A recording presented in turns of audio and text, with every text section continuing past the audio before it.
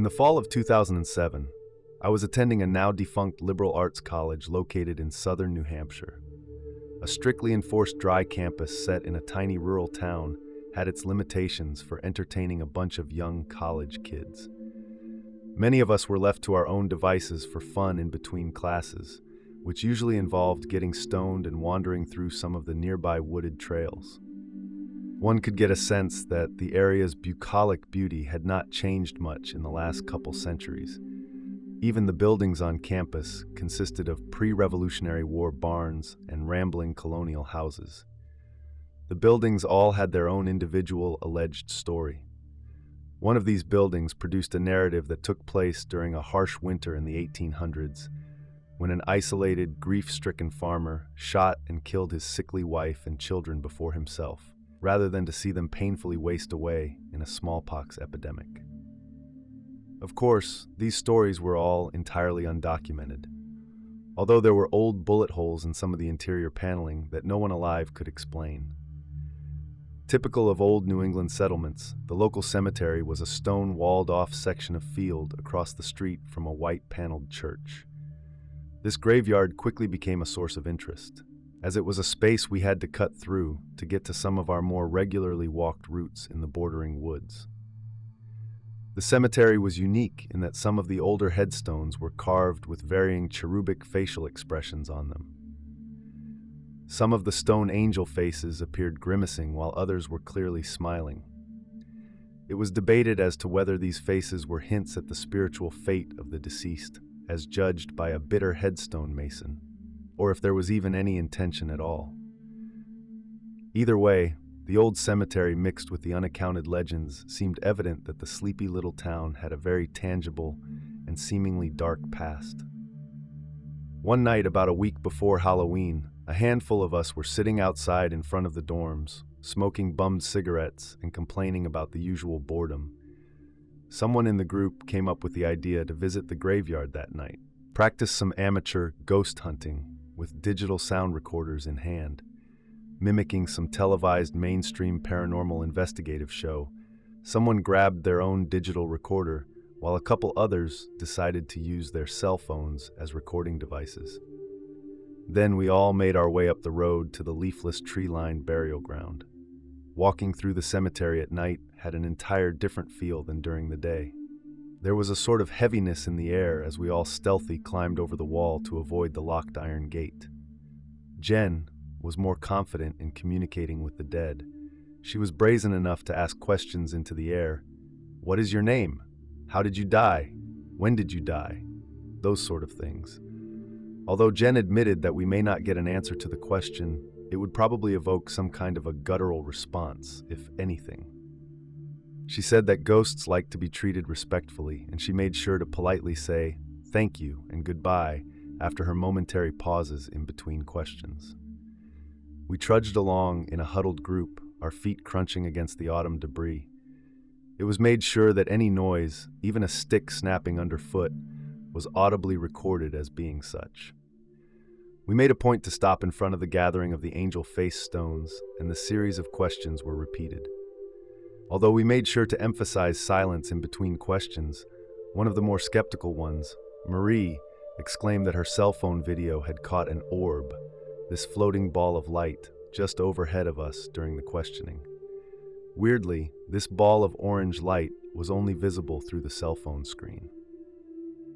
At one point, a headlight from a passing car in the distance came into view, showing that the source of the light was not from anything that we could see in our immediate environment. We wandered along further into the graveyard. There was a sense of unease as we walked farther away from the street. It was a feeling of being invasive, uninvited. Images of people crawling across the ground towards us seemed to come into my mind as I stopped here and there to continue recording. Jen, with her more professional approach, reminded us that it was unwise to listen to the recordings while we were still on the hunt, and that it was best to wait until we returned to the safety of the campus.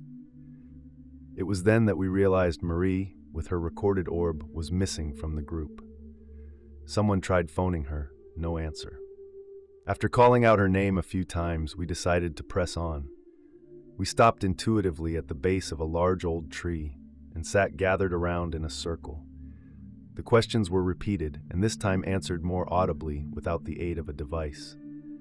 A low whistling sound seemed to emerge out of nowhere, while thudding sounds against the ground sporadically were heard surrounding us. It almost felt as though people, perhaps children, were jumping from the gnarly overhead branches to see what we were doing. It was then we all felt as though we had put in our time. We thanked them and said goodbye. We found Marie back on campus, visibly shaken up and at the verge of tears. Pulling a couple of us aside, she admitted that she had pissed herself and resulted in her fleeing from the graveyard. She explained that while the rest of the group moved forward, she stayed behind to record the little ball of light, which appeared to be moving back and forth for a while. It was then that she felt as though someone had grabbed her arm and pushed her. Urinating herself in fear, she ran away from the graveyard, totally aside herself.